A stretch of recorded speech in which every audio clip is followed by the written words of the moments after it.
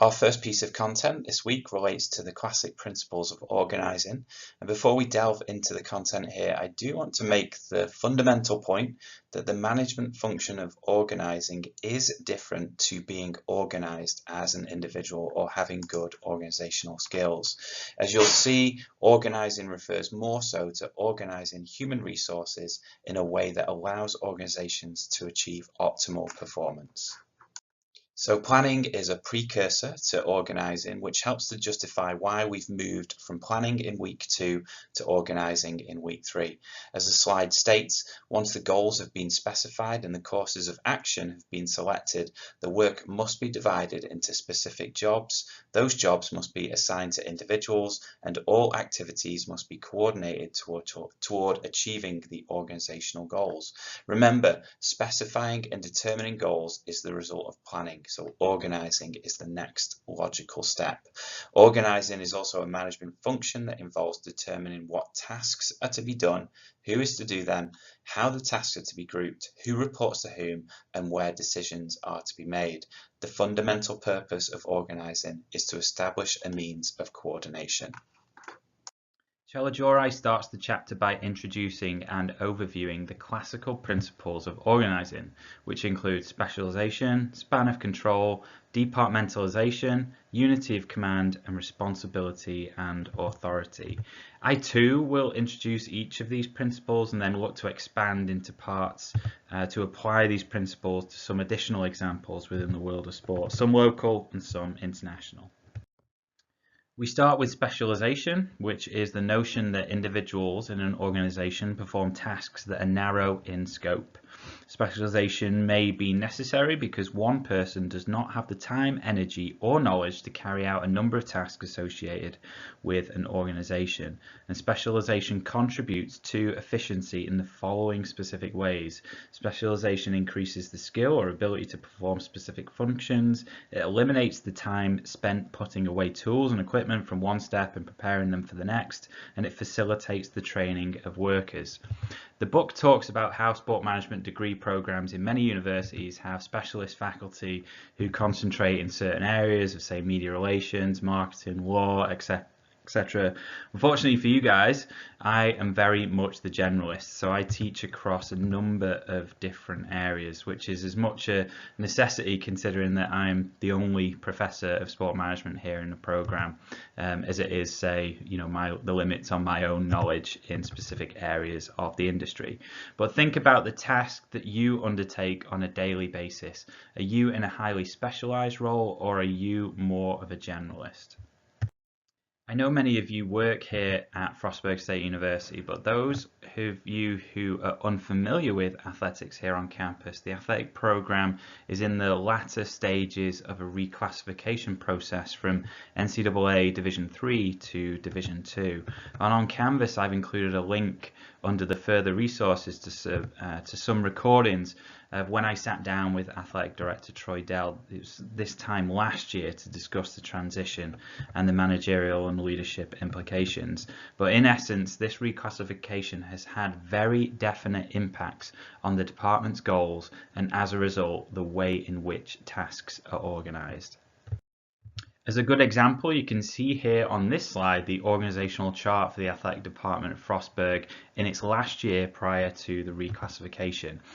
What this doesn't necessarily reveal is that the leadership team, so the assistant and associate directors, were completing a number of different tasks. As an example, the head baseball coach in this structure, okay, so coach here was also the assistant director for compliance. Okay, so these two positions were connected.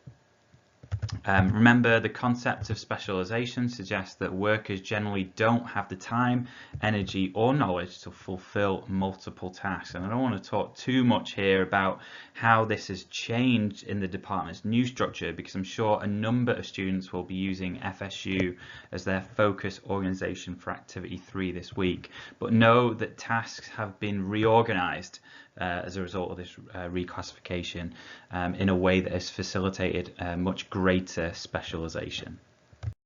There are also some alternatives to specialisation. For example, job rotation involves workers swapping jobs on a periodic basis in order to keep fresh and stimulated. And the circular image in the centre of this slide shows the idea of rotation, where 4 employees rotate through 4 different jobs. Job enlargement, on the other hand, refers to a process in which employees are encouraged to enlarge the scope of their work and add tasks to what they complete on a daily basis. The top left image shows on the top row specialized jobs, and then after enlargement on the bottom row where jobs are now enlarged, whereby there's significant crossover between positions. There are, of course, lots of other issues that go into whether an organization prefers to have specialist or generalist positions. Think about organizational size as an example. I'm aware of a number of small non-profit organizations where senior management wear multiple hats, where the culture is very much all hands on deck and whatever it takes to get the job done.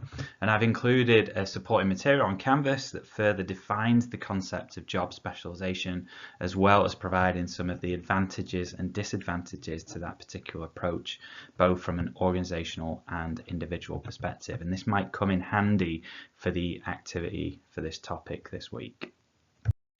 The next principle is span of control, and span of control refers to the number of people, units and operations that a manager can control effectively and efficiently in a given time period. And research generally supports the suggestion that the span of control should be narrow at the top level of management, so a ratio of approximately 4 subordinates to 1 manager, and then wide at the lower levels, a ratio of approximately 8 or more subordinates to 1 manager. Again, there have been some interesting span of control changes here within the athletic department at Frostburg State as a result of the reclassification to Division 2. And prior to this switch, the athletic director's span of control was significant, and we can sort of count those who reported directly into the athletic director. Okay, so the athletic director is here.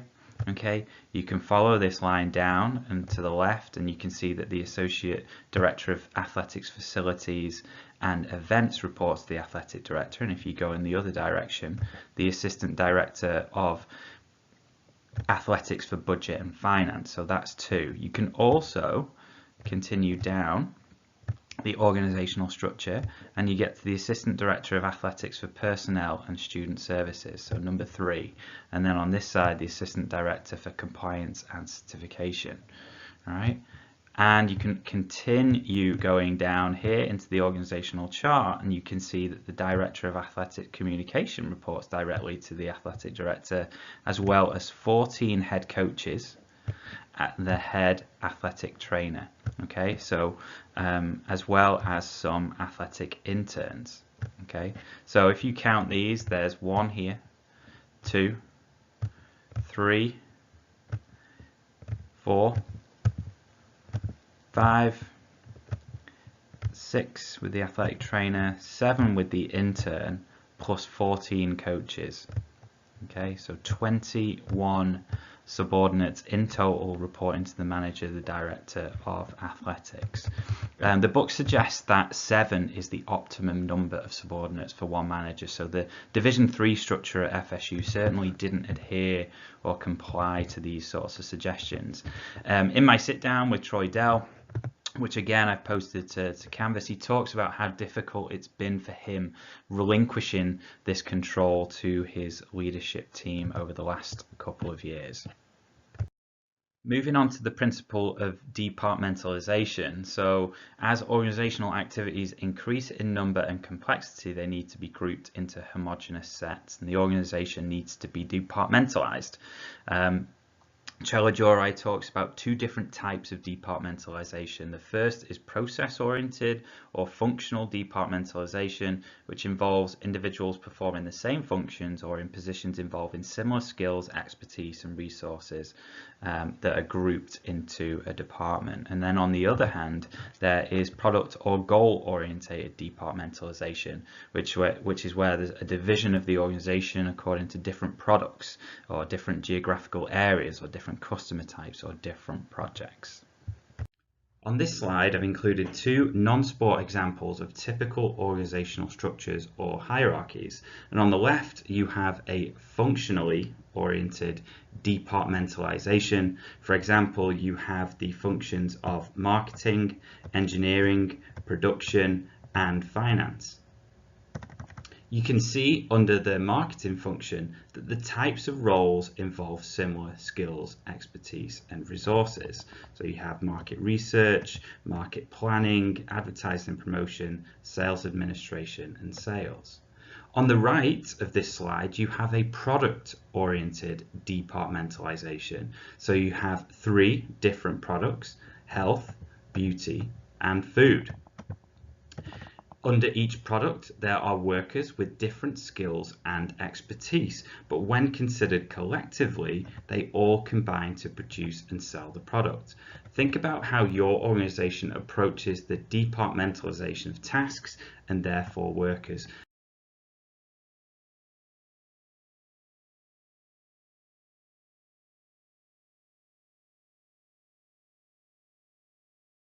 Unity of command means that each member of the organization should follow the orders of only one supervisor and be accountable only to that supervisor.